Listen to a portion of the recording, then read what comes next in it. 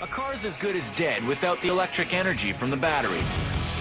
Not only does a car battery generate enough juice to start the motor, it actually makes its own when the motor runs. That's because this plain-looking box accomplishes two diametrically opposed functions using exactly the same ingredients. It generates electricity and it accumulates electricity. The battery manages this incredible feat by exploiting reversible chemical reactions. Okay, so how does it work?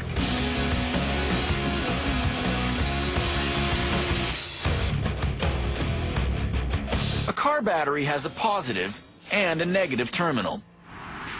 They're connected to the car and send a flow of electrons to power the wipers, headlights, radio, air conditioning, and most importantly, the engine starter.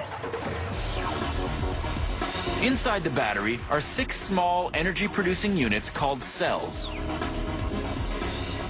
Each cell has 2 sets of electrodes. They're made of 8 overlapping metallic plates, for a total of 16 per cell. Together, the plates form a compact grid. The bigger the grid's overall surface, the more power it generates.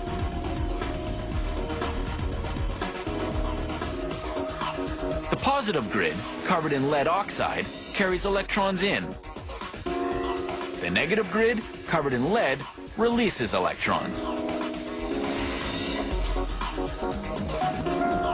The plates soak in a chemical bath.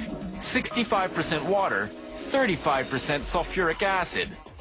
Volatile stuff. If you're not careful, a drop of it will eat through your clothes and burn off your skin. But the key to the car battery is all those powerful chemicals reacting with each other inside the cells. Reactions repeated as the battery drains.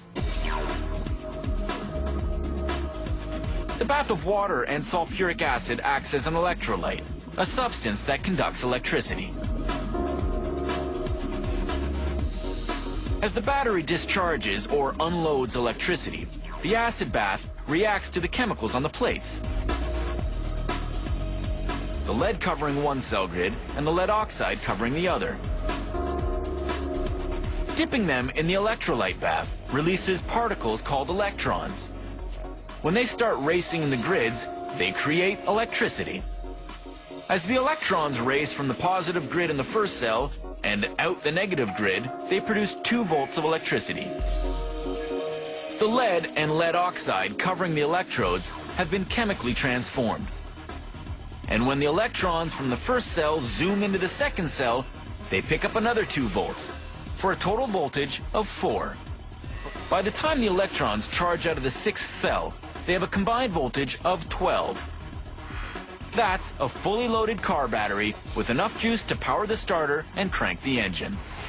Once you've squeezed out all the juice to start the motor, the fuel system takes over and keeps the motor running. The car's alternator takes over the rest of the electrical chores. Time for the battery to juice itself back up. It recharges by reversing the chemical reactions.